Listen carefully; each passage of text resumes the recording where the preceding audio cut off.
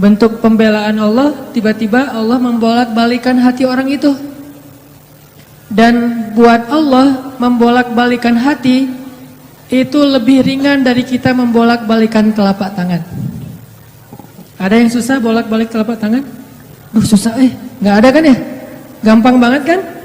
Segampang itulah, bahkan lebih dari itu buat Allah untuk yuqallibul qulub, membolak-balikan hati. Tangan kita gampang banget nih. Jadi nggak ada yang di mata Allah atau dalam persepsi Allah ada hati yang kayaknya nih susah banget nih dibolak-balik. Jadi kamu mending nggak usah ke situ lagi deh. Saya juga kewalahan ngebolak-balik hati dia. Enggak, mudah. Terus kenapa ada yang dibiarkan, ada yang dibalikan hatinya? Karena ada yang pantas, ada yang tidak pantas. Jika kita sudah punya kepantasan, Allah akan balikan hati kita kepada kebaikan.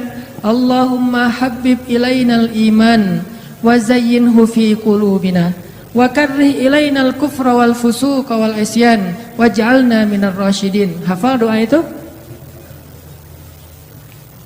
Nanti cari di YouTube lah ya. Ya Allah, jadikan kami cinta kepada amal soleh dan jadikan rasa cinta itu indah di dalam hati kami.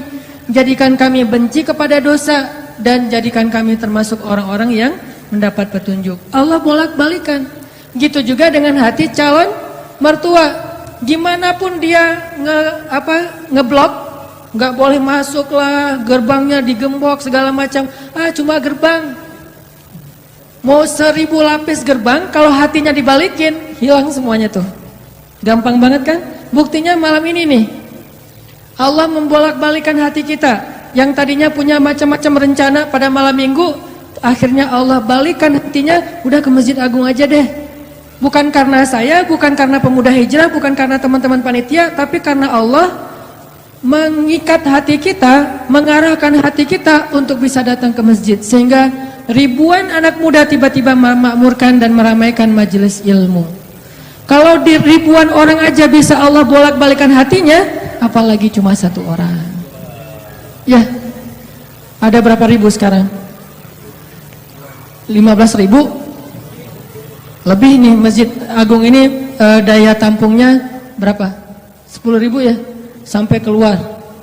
Berarti sekitar 20.000. Ini benar-benar sesuai dengan yang dulu banget saya harapin 2 tahun yang lalu, bisa ngalahin Tomorrowland. Minimal DWP lah ya. Bisa ngalahin DWP atau kalau bisa Tomorrowland. Saya pernah kemarin tuh acara taklim di Pekanbaru, An-Nur, yang datang sekitar 25.000 anak muda, depan masjid penuh. Malam yang sama ada acara juga di mall, tapi acaranya sepi, yang taklimnya ramai. Masya Allah. Habis itu baru ke mall. Tetap aja sama-sama ramai. Intinya teman-teman, mudah buat Allah. Sama kayak Allah membolak-balikan hati Nabi Muhammad, mertuanya Ali bin Abi Thalib. Padahal udah yang datang itu kurang keren apa coba? Abu Bakar. Secara fisik terkenal Abu Bakar itu orangnya putih, nggak terlalu gemuk, jadi badannya tuh bagus. Terus orangnya dermawan, akhlaknya paling mulia, dan nggak pernah syirik sejak zaman jahiliyah. Di antara sahabat Nabi yang nggak pernah melakukan dosa syirik sejak zaman jahiliyah, Ali dan Abu Bakar. Malah Abu Bakar tuh waktu kecil pernah diajak sama ayahnya untuk nyembah patung. Begitu ayahnya selesai ibadah nyembah patung pergi, itu patung diludahin sama Abu Bakar, dilemparin kotoran sama Abu Bakar. Apa sih lo patung doang masa disembahin? Kalau lo bisa balas gua, coba lo balas, dilemparin. Ternyata nggak balas. Dari kecil juga Abu Bakar itu udah nggak pernah syirik. Orang yang sangat terjaga, hanif. Dan julukannya juga sama dengan julukan Nabi Ibrahim, Siddiq. Wadhkur fil kitab Ibrahim innahu kana siddiqan nabiyya. Ibrahim Siddiq, Abu Bakar Siddiq, sama nih. Bahkan Nabi sering membandingkan Abu Bakar sama Ibrahim. Engkau wahai Abu Bakar seperti Ibrahim, engkau wahai Umar seperti Musa. Ya iyalah Umar ya. Musa kan gak sengaja noel orang langsung meninggal kan ya. Melihat Bani Israel agak ramai gitu, lagi mau gelut sama orang Kipti. Karena Musa kasihan kepada Bani Israel yang lemah, Akhirnya dia cuma ditakol dikit lah si orang Kipti ini teh. Apaan sih lo? Meninggal. Belum diginiin, baru gini doang coba. Jadi kalau dulu ada ultimate fight, kayaknya Musa tuh juara bertahan tuh. Nah kalau di zaman Nabi, orang kayak Musa, Umar. Jawara, Quraisy. Kalau ada yang macam-macam sama Umar, lo berani sama gua. Nih lo lihat nih. Nggak ada yang berani sama Umar. Kalau lo pengen istri lo jadi janda, anak lo jadi yatim, lo tunggu gua di belakang gedung itu. Gedung, bukit. Nggak ada gedung dulu teh. Nggak ada yang berani nungguin Umar. Lancar aja tuh hijrahnya. Artinya Abu Bakar tuh sering dibandingkan kayak Ibrahim. Terus dengan Nabi akrab banget tuh Abu Bakar. Jadi kayak soulmate-an berdua tuh.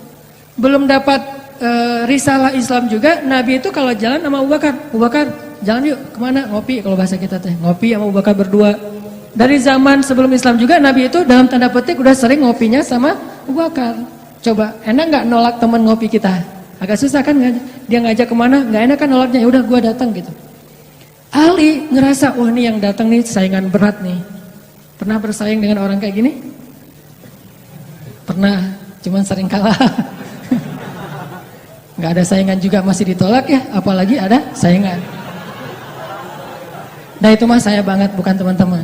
Udah biasa ditolak, pada akhirnya diterima juga. Karena saya gak mau menyerah. Datang Abu Bakar, mau ngelamar Fatimah.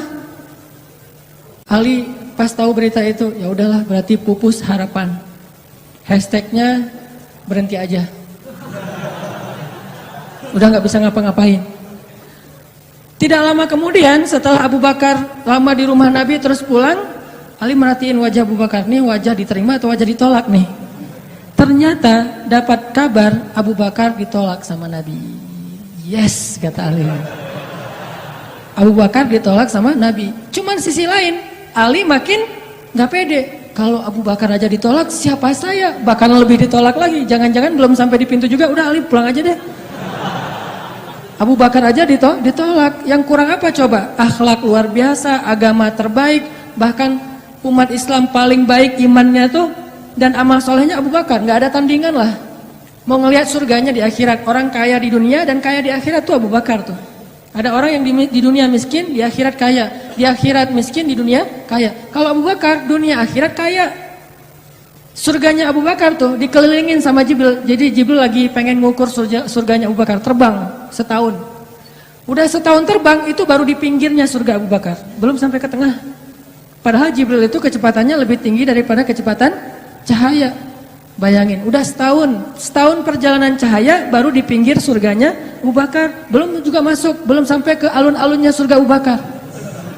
Baru juga perbatasan coba. Kurang apa Abu Bakar? Ditolak sama Nabi. Duh, makin gak pede, kata Ali. Cuma gak pakai, bukan orang Sunda soalnya. Gak lama kemudian datang lagi cowok keren, jawara Mekah, Umar datang. Assalamualaikum. Suaranya agak-agak gitulah. Walaupun susah nirunya, cempreng soalnya. Assalamualaikum. Waalaikumsalam, kata Nabi datang.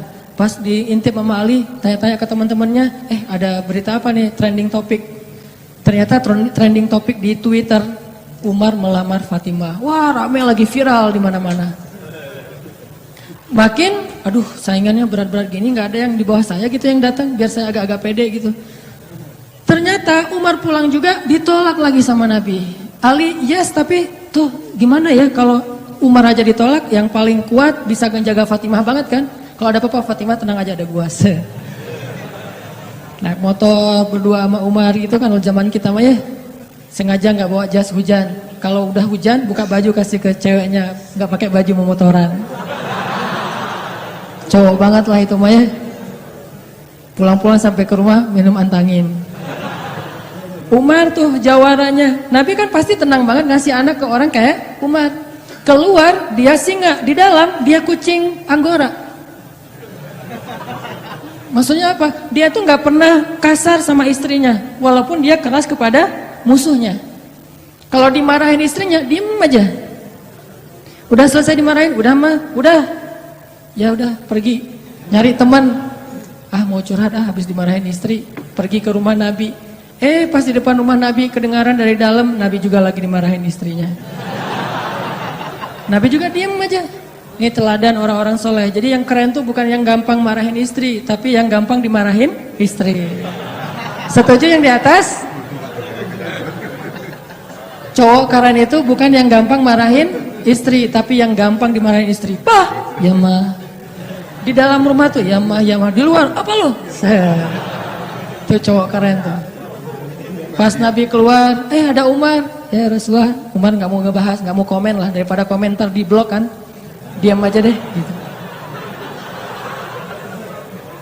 Udah selesai jalan sama Umar. Umar nanya, ya Rasul saya tadi habis dimarahin istri, mau ngajak Rasul ngopi, curhat, Nabi juga lagi dimarahin. Kata Nabi, bagaimanapun dialah yang mengurus rumah, dia yang mengurus aku, keluargaku. Nabi nyebutin kebaikan-kebaikan istri, nggak mau nyebutin dasar emang perempuan emang kayak gitu ya. Saya tuh Nabi loh, masa Nabi dimarahin, kamu paham gak sih perasaan aku gitu. Enggak, Nabi nggak ngomong kayak gitu. Nabi cuma membicarakan kebaikan istrinya. Umar yang datang ditolak. Akhirnya Ali udahlah, mau kayak gini mah kayaknya udah nggak mungkin deh. Abu Bakar ditolak, Umar ditolak, berarti ada standar di atas mereka berdua. Yang kaya raya ditolak, yang paling eksis berpengaruh, jawara ditolak. Nah saya nggak punya dua-duanya, masih kecil soalnya. Nanti kalau dia udah dewasa, Ali emang jawara juga tuh. Malah gladiatornya Nabi kan. Ketika orang gak berani menantang seorang musuh, Ali yang berani. Saya Rasulullah, Ali itu. Akhirnya Ali diam-diam aja, udah gak mau ngebahas lagi tentang Fatimah. Udah aja tutup bab tentang Fatimah. Sekarang yang lain aja deh. Tapi teman-temannya ngegojlokin terus. Ali. Kalau bahasa kita jomblo gitu. Dibully terus. Ustadz posting bully, teman ngomong ngebully, pokoknya bully nasional aja. Karena dibully-bully terus, akhirnya Ali memberanikan diri, ya udah datang deh bertamu. Pokoknya malam ini diterima, ditolak, walaupun kemungkinan besar ditolak, saya harus datang dulu nih sama Nabi. Beraniin diri, gak usah majang mikir, datang. Assalamualaikum, waalaikumsalam. Ali masuk. Ada Nabi kan senang banget sama Ali ya, kesayangan Nabi banget lah pokoknya Ali itu. Duduk, ada apa Ali? Enggak, cuma pengen silaturahim. Nggak ngomong apa-apa coba. Cuma pengen silaturahim. Nabi sehat, mau diambil air hangat? Oh, pokoknya gitu-gitu aja. Ali ada apa? Nggak ada apa-apa ya Rasulullah, cuma kangen aja pengen duduk sama Nabi. Kayak gitu aja terus. Lama-lama Nabi kan paham. Dan Allah yang kasih wahyu. Ali, kamu gimana sama Fatimah? Langsung Fatimah. Kebayang gak sih perasaan kita tuh sama orang yang kita kayak udah ngeklik banget, udah habis-habisan, pokoknya kalau gak dia saya mending gak usah nikah deh. Gitu ya. Kalau gak dia mending saya jomblo aja seumur hidup. Kalau nggak dia, mending saya bunuh diri aja. Udah gitu bunuh dirinya nggak mati lagi, kesangkut di tiang listrik. Ali itu udah, hatinya tuh udah kena banget sama Fatimah, dan itu karena Allah yang mengikat hati mereka berdua. Pas Nabi bilang gitu, Ali langsung curhat. Ya Rasul, ya saya pengen, tapi saya nggak punya apa-apa. Kata Rasul, kamu punya apa? Saya di rumah tuh cuma punya 3 barang, 1 pedang, 1 onta, 1 baju besi.